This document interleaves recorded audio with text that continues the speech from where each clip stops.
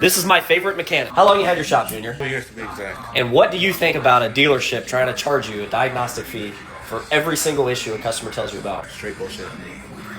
I don't make it up. I have a list that dealerships that I've worked with, their service departments, and I've never had one in 4 years charge me a diagnostic fee for every issue that the car may have. It's ridiculous.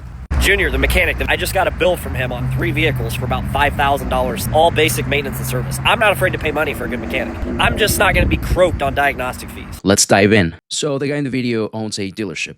I used to co-own a dealership back in the day, so I'm familiar with the business, so I know where he's coming from. And it's very simple. As a dealer, you want to spend the least amount of money in repairs.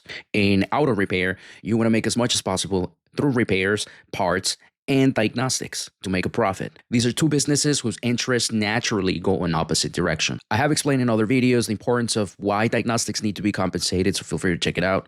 And if you check out my brother's videos, you'll understand what it takes to do a proper diagnostic. It's easier to understand how challenging they are, how time-consuming they can be, and the resources needed to get a good result. But most importantly, the value. And that's only part of the reason why diagnostics need to be compensated. But also, as shop owners, we need to understand that diagnostics are part of your revenue stream. Another part of business I want to discuss is integrity. Being upfront and transparent with the client is essential to build a long-lasting relationship.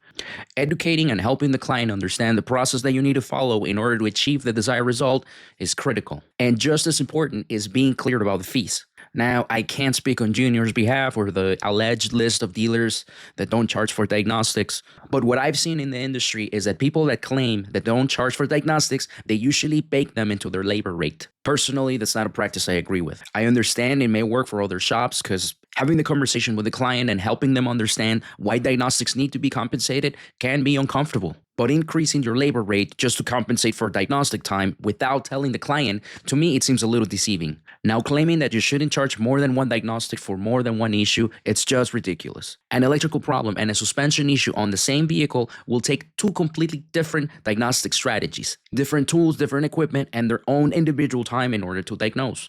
This guy is clearly speaking from his own business needs and interests. If I had found back in the days technicians that don't charge me for diagnostics or only charge me for one diagnostic for multiple issues, I'd be just as ecstatic. But that shouldn't be the norm, much less the expectation. Did you agree or disagree? Let me know in the comments your opinion. I'm Jose Martinez from JN Auto. I'll see you in the next one. Bye.